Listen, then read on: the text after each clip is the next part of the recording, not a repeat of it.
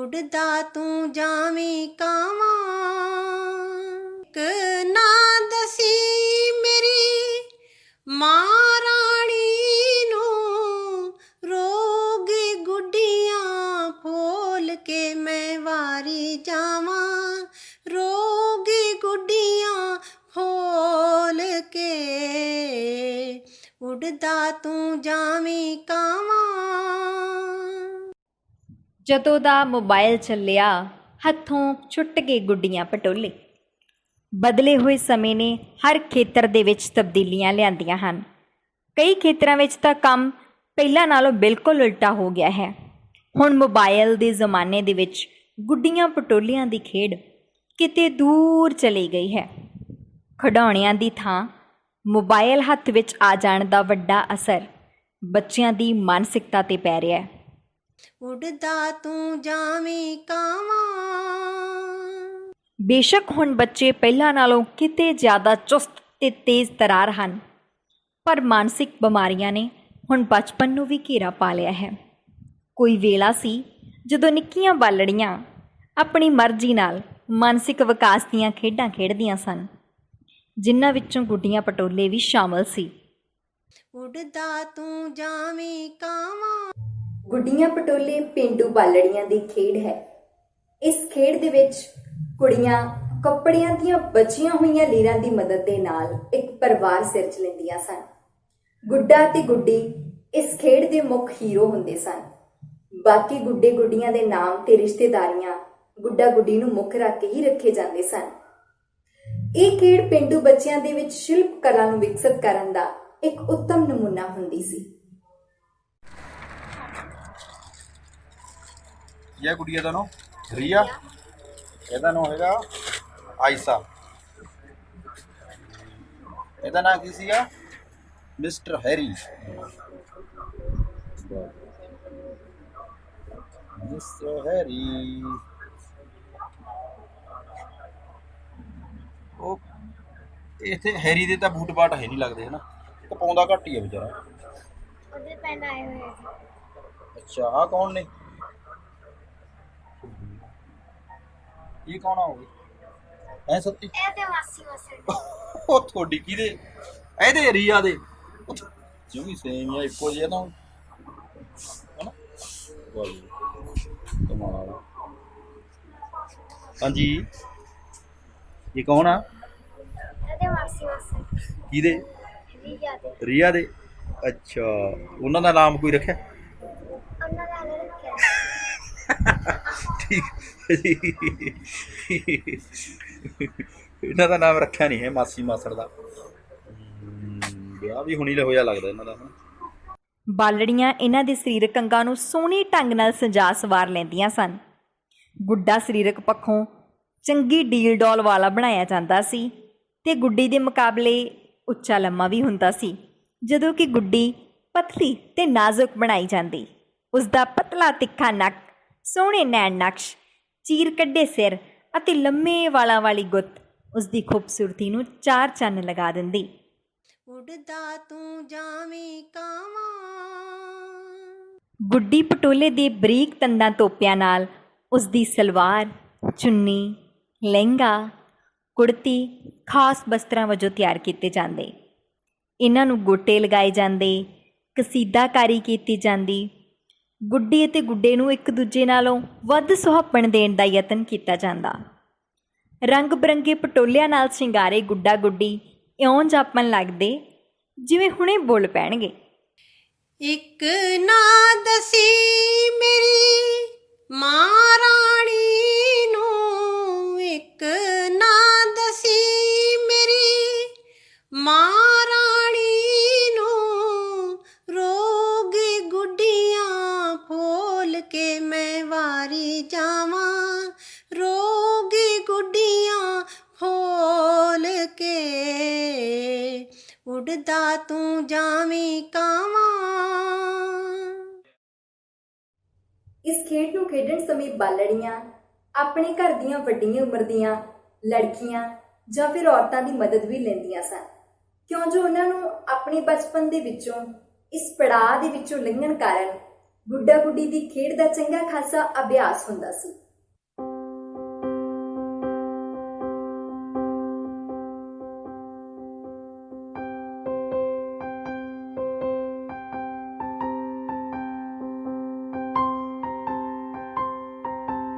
ਉਹ ਸਾਰਾ ਸਾਜੋ ਸਮਾਨ ਨਕਲੀ ਤਿਆਰ ਕਰਵਾਇਆ ਜਾਂਦਾ ਜਿਸ ਦੀ ਗੁੱਡਾ ਗੁੱਡੀ ਨੂੰ ਜ਼ਰੂਰਤ ਹੁੰਦੀ ਸੀ।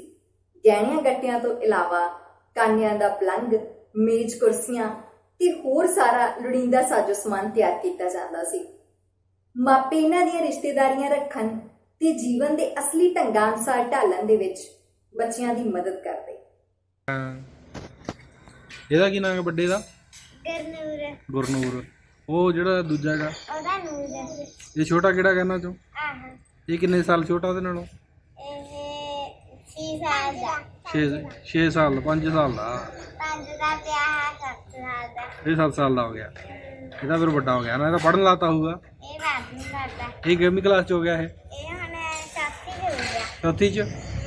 ਅੱਛਾ ਹਾਂ ਠੀਕ ਆ। ਰਹਿੰਦਾ ਅੰਗਰੇਜ਼ੀ ਵੀ ਆਉਂਦੀ ਹੋਊਗੀ ਉਹਨੂੰ? ਪੰਜਾਬੀ ਆ ਉਹ ਹਜੇ ਇਕੱਲਾ ਪੰਜਾਬੀ ਪੜ੍ਹਦਾ ਹੋਊ ਨਾ। ਆਹ ਪੜ੍ਹਨ ਲਾਤੇ ਆਹ ਆਹ ਇਹ ਨਹੀਂ ਲਾਏ ਅਜੇ ਨਿਆਣੇ ਨੇ ਇਹਦਾ ਸੁੱਤੇ ਹੀ ਪਏ ਨੇ ਹਜੇ। ਲਾਤੀ ਅੱਛਾ ਇਹਨੂੰ ਅੱਜ ਛੁੱਟੀ ਸੀਗੀ। ਅੱਛਾ ਇਹਨੂੰ ਛੁੱਟੀ ਸੀ। ਇਹ ਫਿਰ ਇਹ ਕਦੀ ਸਾਂਦੀ ਅੱਜ। ਅੱਛਾ ਠੀਕ ਆ। ਇਹ ਐਤਵਾਰ ਦੀ ਛੁੱਟੀਆਂ ਨੂੰ ਕਿ ਕਰੋਨੇ ਦੀ ਛੁੱਟੀਆਂ ਨੇ? ਐਤਵਾਰ ਦੀ ਇਹਨੂੰ ਸਕੂਲ ਲਾਏ ਸਕੂਲ ਅੱਛਾ ਇਹਨੇ ਸਕੂਲ ਨਹੀਂ ਲਾਏ ਦੋਨੇ। ਇਹ ਹਜੇ ਨਿਆਣੇ ਨੇ, ਇਹ ਤਾਂ ਸੁੱਤੇ ਹੀ ਪਏ ਰਹਿੰਦੇ ਨੇ ਹਨਾ। ਆ ਵੀ ਸੁੱਤੀ ਨਹੀਂ ਰਹਿੰਦੀ ਸਾਰਾ ਦਿਨ। ਹਾਂ ਤੇ ਆ ਦੋਨੇ ਸਕੂਲ ਜਾਂਦੇ ਰਹਿੰਦੇ ਤਿੰਨੇ। ਹਾਂ ਇੱਕੋ ਸਕੂਲ ਚ ਪੜ੍ਹਦੇ ਆ? ਡੋਡੀ ਸਕੂਲਾਂ ਚ ਪੜ੍ਹਦੇ ਆ? ਅੱਡੀ ਚ। ਕਿਹੜੇ ਸਕੂਲਾਂ ਚ ਪੜ੍ਹਦੇ ਆ? ਆ ਤਾਂ ਪਬਲਿਕ ਸਕੂਲ ਚ। ਹਾਂ ਤੇ ਆ ਸਰਕਾਰੀ ਚ ਪੜ੍ਹਦੀ ਆ। ਅੱਛਾ ਚਾਹ ਪੜ੍ਹਦੀ ਆ ਪੜ੍ਹਦਾ ਹੈ ਕਿਸ ਪੜ੍ਹਦਾ ਇਹ ਜੀਐਸ ਅੱਛਾ ਲਾਂਗੁਏਜ ਚ ਪੜ੍ਹਦੀ ਆ। ਅੱਛਾ ਠੀਕ ਹੈ ਵੀ ਠੀਕ ਹੈ। ਉੱਡਦਾ ਤੂੰ ਜਾਵੀਂ ਕਾਵਾਂ। ਗੁੱਡੇ ਗੁੱਡੀ ਦੀ ਖੇਡ ਵਿੱਚ ਛੋਟੀ ਉਮਰ ਦੇ ਮੁੰਡੇ ਵੀ ਸ਼ਾਮਲ ਹੋ ਜਾਂਦੇ। ਕਿਸੇ ਰੁੱਖ ਦੇ ਹੇਠ, ਘਰ ਦੇ ਕਿਸੇ ਵਿਹੜੇ ਵਿੱਚ, ਛੱਤ 'ਤੇ, ਕਿਸੇ ਕੰਧ ਨਾਲ ਜਾਂ ਕਿਸੇ ਹੋਰ ਢੁਕਵੀਂ ਥਾਂ 'ਤੇ ਬਾਲ ਨਿੱਕੀਆਂ ਟੋਲੀਆਂ ਬਣਾ ਕੇ ਇਸ ਖੇਡ ਦੀ ਤਿਆਰੀ ਵਿੱਚ ਜੁਟ ਜਾਂਦੇ। ਇੱਕ ਧਿਰ ਗੁੱਡੀ ਬਣਾਉਂਦੀ ਅਤੇ ਦੂਜੀ ਧਿਰ ਗੁੱਡਾ। ਇਉਂ ਵੀ ਕਿਹਾ ਜਾ ਸਕਦਾ ਹੈ ਕਿ ਇੱਕ ਧਿਰ ਲਾੜੀ ਵਾਲੇ ਪਰਿਵਾਰ ਦੀ ਹੁੰਦੀ ਤੇ ਦੂਜੀ ਧਿਰ ਲਾੜੇ ਵਾਲੇ ਪਰਿਵਾਰ ਦੀ ਬਣ ਜਾਂਦੀ। ਕੋਈ ਬਾਲੜੀ ਸੱਸ ਬਣਦੀ, ਕੋਈ ਸਹੁਰਾ, ਕੋਈ ਭੈਣ ਤੇ ਕੋਈ ਭਰਾ। ਇਸ ਤਰ੍ਹਾਂ ਭਾਬੀਆਂ, ਨਣਦਾਂ, ਦਰਾਣੀਆਂ, ਜਠਾਣੀਆਂ, ਦਿਓਰਾਂ, ਜੇਠਾਂ, ਮਾਸੀਆਂ, ਮਾਸੜਾਂ, ਚਾਚੇ, ਚਾਚੀਆਂ ਆਦਿ ਸਾਰੇ ਰਿਸ਼ਤੇਦਾਰੀਆਂ ਬਣਦੀਆਂ।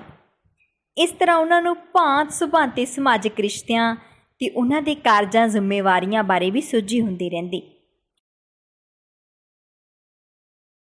ਗੁੱਡਾ ਗੁੱਡੀ ਮੁਕੰਮਲ ਰੂਪ ਵਿੱਚ ਤਿਆਰ ਕਰਨ ਦੇ ਪਿੱਛੋਂ ਉਹਨਾਂ ਦੇ ਰਿਸ਼ਤੇ ਦੀ ਗੱਲ ਤੁਰਦੀ। ਲਾੜੇ ਭਾਵ ਗੁੱਡੇ ਵਾਲੀ ਧਿਰ ਦੇ ਕੁਝ ਜੀ ਭਾਵ ਗੁੱਡੀ ਵਾਲਿਆਂ ਦੇ ਫਰਜ਼ੀ ਮਿੱਥੇ ਘਰ ਪਹੁੰਚ ਜਾਂਦੇ, ਜਿੱਥੇ ਗੁੱਡੀ ਦੇ ਮਾਪੇ ਇਹਨਾਂ ਪ੍ਰਾਹੁਣਿਆਂ ਦੀ ਆਓ ਭਗਤ ਕਰਦੇ। ਰਿਸ਼ਤੇ ਬਾਰੇ ਗੱਲ ਪੱਕੀ ਹੋਣ 'ਤੇ ਗੁੱਡੀ ਦੇ ਹੱਥ 'ਤੇ ਰੁਪਈਆ ਧਰਨ ਦੀ ਆਰੰਭਕ ਰਸਮ ਨਿਭਾਈ ਜਾਂਦੀ। ਜਦੋਂ ਦੋਵੇਂ ਧਿਰਾਂ ਕੁੜੀ ਅਤੇ ਮੁੰਡੇ ਦੇ ਰਿਸ਼ਤੇ ਲਈ ਰਾਜ਼ੀ ਹੋ ਜਾਂਦੀਆਂ ਤਾਂ ਸਭ ਅੰਗ ਸਾਕਾਂ ਦੀ ਹਾਜ਼ਰੀ ਵਿੱਚ ਰੁਪਈਆ ਫੜਾਇਆ ਜਾਂਦਾ, ਜਿਸ ਤੋਂ ਭਾਵ ਇਹ ਹੁੰਦਾ ਕਿ ਇਸ ਰਸਮ ਨਾਲ ਰਿਸ਼ਤਾ ਪੱਕਾ ਹੋ ਗਿਆ ਹੈ। ਤੇ ਫਿਰ ਗੁੱਡੀ ਵਾਲੇ ਗੁੱਡੇ ਦੇ ਹੱਥ ਉੱਪਰ ਰੁਪਈਆ ਧਰਦੇ ਤੇ ਇਉਂ ਗੁੱਡਾ ਗੁੱਡੀ ਲਾੜਾ ਲਾੜੀ ਬਣਦੇ ਰਾਹ 'ਤੇ ਤੁਰਨ ਲੱਗਦੇ। ਮੰਗਣੀ ਦੇ ਪੱਕੀ ਹੁੰਦਿਆਂ ਹੀ ਫਰਜ਼ੀ ਘਰ ਵਿੱਚ ਵਿਆਹ ਦੀਆਂ ਤਿਆਰੀਆਂ ਜ਼ੋਰ ਸ਼ੋਰ ਨਾਲ ਆਰੰਭ ਹੋ ਜਾਂਦੀਆਂ। ਇਸ ਤਰ੍ਹਾਂ ਬੱਚੇ ਕਿੰਨੀਆਂ ਸਮਾਜਿਕ ਰਸਮਾਂ ਖੇਡ ਵਿੱਚ ਹੀ ਸਿੱਖ ਜਾਂਦੇ।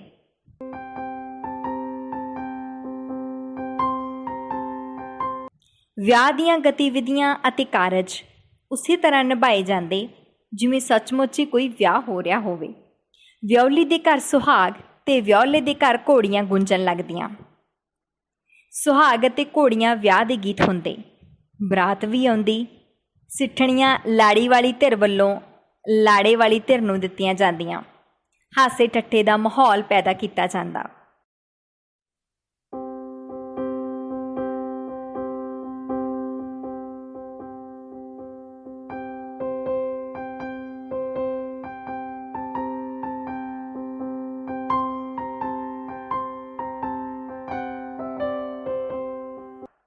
ਉਹਨਾਂ ਦੇ ਆਨੰਦ ਕਾਰਜ ਜਾਂ ਫੇਰਿਆਂ ਦੀ ਝੂਠੀ ਮੁੱਠੀ ਰਸਮ ਅਦਾ ਕੀਤੀ ਜਾਂਦੀ। ਇਹਨਾਂ ਰਸਮਾਂ ਤੋਂ ਬਾਅਦ ਬਰਾਤੀ ਫਰਜ਼ੀ ਰੋਟੀ ਪਾਣੀ ਖਾਂਦੇ ਤੇ ਲਾੜੀ ਨੂੰ ਦਾਜ ਤੇ ਹੋਰ ਤੋਹਫਿਆਂ ਨਾਲ ਵਿਦਾ ਕੀਤਾ ਜਾਂਦਾ।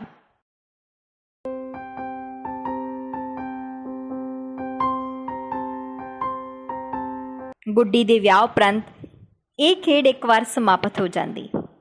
ਆਉਣ ਵਾਲੇ ਦਿਨਾਂ ਵਿੱਚ ਗੁੱਡੇ ਗੁੱਡੀ ਦੀ ਖੇਡ ਖੇਡਣ ਵਾਸਤੇ ਦੋਵਾਂ ਨੂੰ ਕਿਸੇ ਵੱਡੇ ਕੱਪੜੇ ਵਿੱਚ ਲਪੇਟ ਕੇ ਸਾਂਭ ਲਿਆ ਜਾਂਦਾ।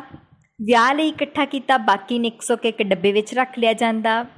ਇਹ ਖੇਡ ਬਾਲੜੀਆਂ ਆਪਣੇ ਘਰ ਅਤੇ ਪਰਿਵਾਰ ਪ੍ਰਤੀ ਮੋਹ ਮੁਹੱਬਤ ਦਾ ਅਹਿਸਾਸ ਜਗਾਉਂਦੀ। ਨਿੱਕੀਆਂ ਕੁੜੀਆਂ ਜਿਨ੍ਹਾਂ ਦੇ ਵੀਰ ਨਾ ਹੋਏ ਹੁੰਦੇ, ਉਹ ਰੱਬ ਤੋਂ ਵੀਰ ਦੀ ਦਾਤ ਮੰਗਦੀਆਂ ਤੇ ਗਾਉਂਦੀਆਂ, ਇੱਕ ਵੀਰ ਦੇਈਂ ਵੇ ਰੱਬਾ, ਸੌ ਖਾਣ ਨੂੰ ਬੜਾ ਹੀ ਚਿੱਤ ਕਰਦਾ। ਇੱਕ ਵੀਰ ਦਹੀਂ ਵੇ ਰੱਬਾ, ਸੌ ਖਾਣ ਨੂੰ ਬੜਾ ਹੀ ਚਿੱਤ ਕਰਦਾ। ਇੱਕ ਵੀਰ ਦਹੀਂ ਵੇ ਰੱਬਾ, ਸੌ ਖਾਣ ਨੂੰ ਬੜਾ ਹੀ ਚਿੱਤ ਕਰਦਾ। ਭੈਣਾਂ ਭਾਵੇਂ ਲੱਖ ਜਿਉਂਦੀਆਂ, ਲੱਖ ਜਿਉਂਦੀਆਂ, ਹੋ ਭੈਣਾਂ ਭਾਵੇਂ ਲੱਖ ਜਿਉਂਦੀਆਂ, ਪਾਈਆਂ ਬਾਜ ਨਾ ਘਰਾਂ ਦੇ ਵਿੱਚ ਸਰਦਾ। ਭੈਣਾਂ ਭਾਵੇਂ ਲੱਖ ਜਿਉਂਦੀਆਂ, ਪਾਈਆਂ ਬਾਜ ਨਾ ਘਰਾਂ ਦੇ ਵਿੱਚ ਸਰਦਾ।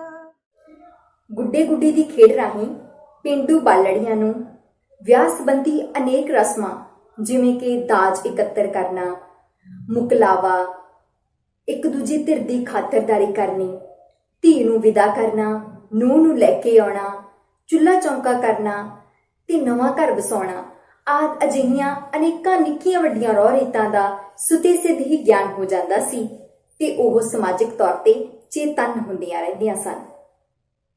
ਖੇਡ ਖੇਡ ਵਿੱਚ ਹੀ ਉਹਨਾਂ ਨੂੰ ਰੰਗਾਂ ਦੀ ਪਛਾਣ ਵੀ ਹੋਣ ਲੱਗ ਜਾਂਦੀ। ਲਾੜੀ ਵਾਸਤੇ ਕਿਹੜੇ ਰੰਗ ਦੇ ਕੱਪੜੇ, ਲਾੜੇ ਵਾਸਤੇ ਕਿਹੜੇ ਰੰਗ ਦੀ ਪੋਸ਼ਾਕ ਉਚਿਤ ਰਹੇਗੀ, ਇਸ ਬਾਰੇ ਉਹਨਾਂ ਦੀ ਵਾਕਫੀਅਤ ਵੱਧਦੀ ਤੇ ਵਿਆਹ ਦੇ ਸੁਭਾਗੇ ਮੌਕੇ 'ਤੇ ਕੱਪੜਿਆਂ ਦੇ ਰੰਗਾਂ ਦੀ ਚੋਣ ਕਰਨ ਦਾ ਨਿਰਣਾ ਲੈਣਾ ਆਉਂਦਾ। ਉਹ ਇਸ ਖੇਡ ਨੂੰ ਖੇਡਦੀਆਂ ਵੱਡੀਆਂ ਹੋ ਕੇ ਪਤੀ ਪਤਨੀ ਦੇ ਸਮਾਜਿਕ ਰਿਸ਼ਤੇ ਨੂੰ ਪ੍ਰਵਾਨ ਕਰਨ ਲਈ ਤਿਆਰ ਹੋ ਜਾਂਦੀਆਂ।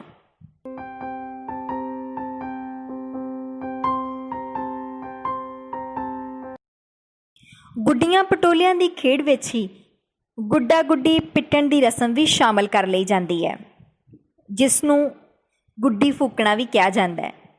ਜਦੋਂ ਕਦੇ ਦੇਰ ਤੱਕ ਮੀਂਹ ਨਾ ਪੈਂਦਾ ਤਾਂ ਗਲੀ ਮੁਹੱਲੇ ਦੀਆਂ ਬਾਲੜੀਆਂ ਗੁੱਡਾ ਗੁੱਡੀ ਬਣਾ ਕੇ ਉਸ ਨੂੰ ਪਿੱਟਦੀਆਂ ਹੋਈਆਂ ਰੋਣ ਦਾ ਸਵਾਂਗ ਰਚਦੀਆਂ ਹਨ।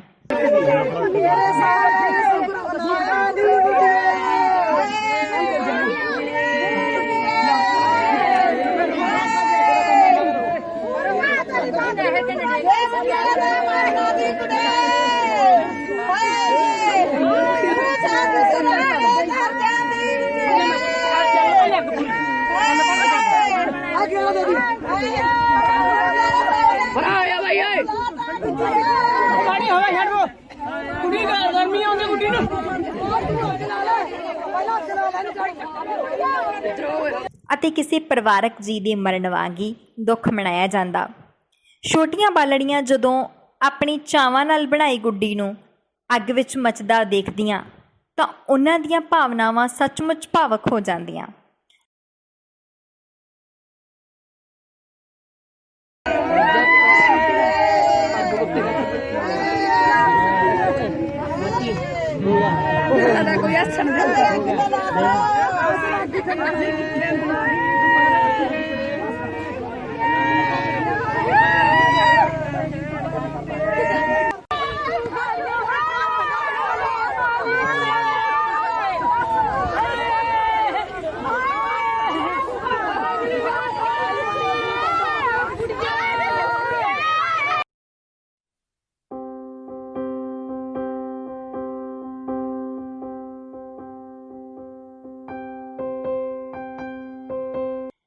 ਉਹ ਰੋਣ ਪਿੱਟਣ ਲੱਗਦੀਆਂ।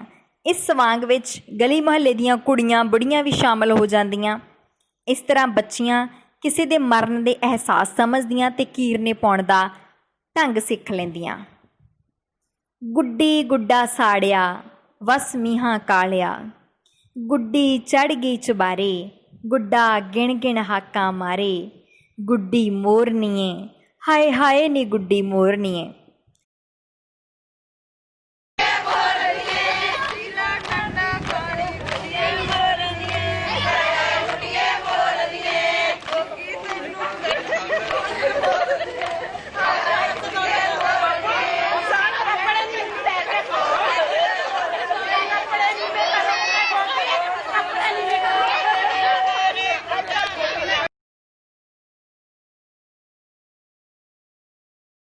ਇੰਦਰ ਦੇਵਤੇ ਕੋਲ ਮੀਂਹ ਪੈਣ ਦੀਆਂ ਅਰਜ਼ੋਈਆਂ ਕੀਤੀਆਂ ਜਾਂਦੀਆਂ।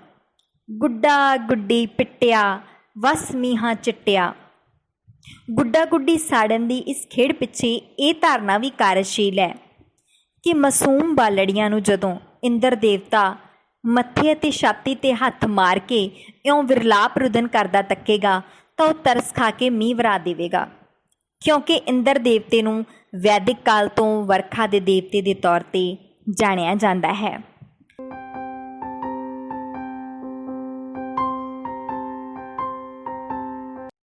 ਜਦੋਂ ਬਾਲੜੀਆਂ 12-13 ਸਾਲ ਦੀ ਉਮਰ ਵਿੱਚ ਦਾਖਲ ਹੁੰਦੀਆਂ ਤਾਂ ਉਹਨਾਂ ਵਾਸਤੇ ਗੁੱਡੇ ਗੁੱਡੀ ਦੀ ਇਹ ਖੇਡ ਤ੍ਰਿੰਜਣ ਵਿੱਚ ਬਦਲ ਜਾਂਦੀ।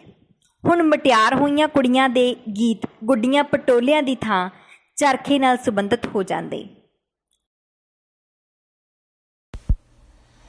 ਚਰਖੇ ਦੇ ਓਲੇ ਮਮੋਲਾ ਨੀ ਬੋਲਿਆ, ਮਮੋਲਾ ਨੀ ਬੋਲਿਆ, ਚੁੰਝ ਰਤੀ ਨੈਣ ਕਾਲੇ। ਸੁਣ ਬੇ ਮਮੋਲਿਆ ਮੇਰਾ ਮਨ ਡੋਲਿਆ, ਮੇਰਾ ਮਨ ਡੋਲਿਆ, ਤਤੜੀ ਦਾ ਲਾਲ ਕਦੋਂ ਕਰੀ ਆਵੇ।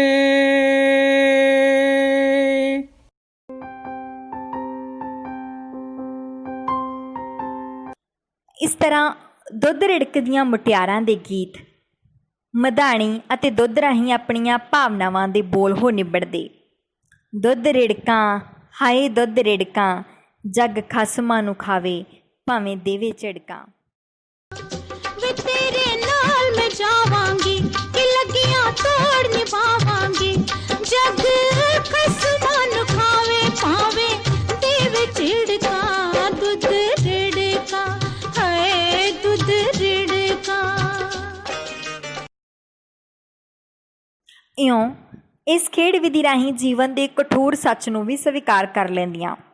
ਯੋਗ ਹੋਣ 'ਤੇ ਉਸ ਦਾ ਵਿਆਹ ਹੋਣ ਉਪਰੰਤ ਉਸ ਦੀ ਮਾਂ ਗੁੱਡੀਆਂ ਪਟੋਲੇ ਸਾਂਭ ਲੈਂਦੀ ਅਤੇ ਸਮਾਂ ਆਉਣ 'ਤੇ ਜਦੋਂ ਉਹਦੀ ਮਾਂ ਨੂੰ ਇਕਾਂਤ ਵੱਡ ਖਾਣ ਲੱਗਦਾ ਹੈ ਤਾਂ ਮਾਂ ਉਹਦੇ ਗੁੱਡੀਆਂ ਪਟੋਲਿਆਂ ਨੂੰ ਤੱਕ ਹੰਝੂ ਵਹਾਉਂਦੀ ਹੈ।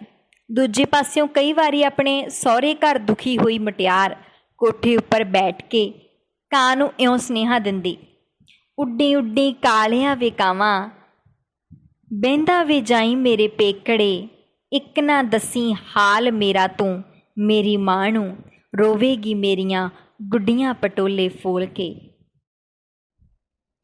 ਇੱਕ ਨਾ ਦੱਸੀ ਅੜਿਆ ਮਾਂ ਮੇਰੀ ਨੂੰ, ਇੱਕ ਨਾ ਦੱਸੀ ਅੜਿਆ ਮਾਂ ਮੇਰੀ ਨੂੰ, ਰੋਊਗੀ ਮੇਰੀਆਂ ਗੁੱਡੀਆਂ ਫਰੋੜ ਕੇ ਮੈਂ ਵਾਰੀ ਜਾਵਾਂ, ਰੋਊਗੀ ਮੇਰੀਆਂ ਗੁੱਡੀਆਂ ਫਰੋੜ ਕੇ, ਉੱਡਦਾ ਤੇ ਜਾਵੀਂ ਕਾਵਾਂ।